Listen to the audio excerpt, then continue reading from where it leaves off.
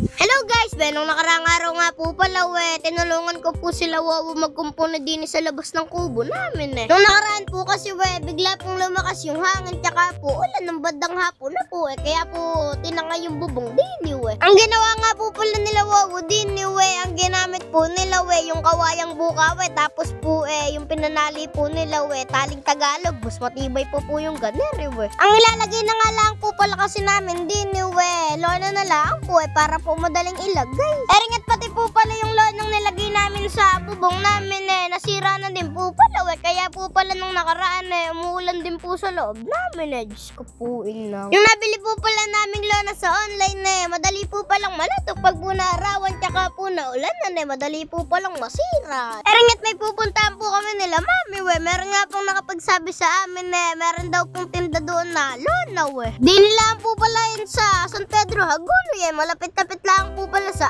amin Shoutout nga po pala kay lolang nakakilala sa akin. Diyos ko po halos kompleto na po pala yung mabibili nyo din na gamit sa plaisdaan Meron po sila din ng iba't ibang klase ng lambat, tali. Meron nga din po pala sila din ng alambre, kutsara, pala, yung panghukay po sa lupa. Ayun Meron pako, dala, tray, cooler, bintol, panty. Meron nga din po pala sila din ng mga kawayan na pwedeng pambila, pamoste, staka, meron bukawe, pangsahig, pambakod. Meron nga din po pala sila din yung pakain sa bangus na whopper, pigs, tsaka noodles. Eringat yung nabili nga po pala naming lona mukhang tatagal na po.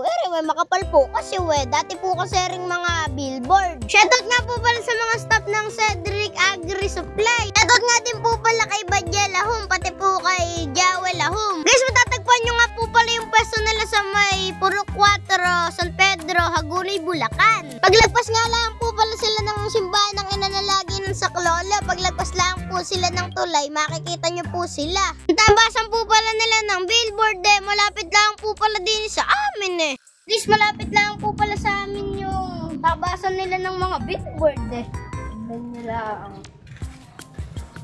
Skupuin lang. Alindini nga po pala sila nagtatabas ng billboard bago po nila dalhin doon sa tindahan. Kadini nga din po pala yung bodega nila ng mga pagkain ng bangus. Guys, meron din nga po pala sila din ng mga noodles yung pagkain po ng bangus.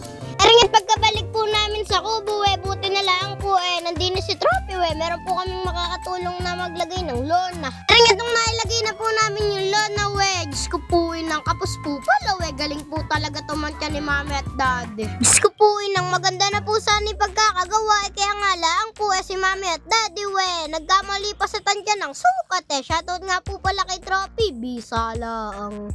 Like and share naman po, papalo na rin po. Diyos ko po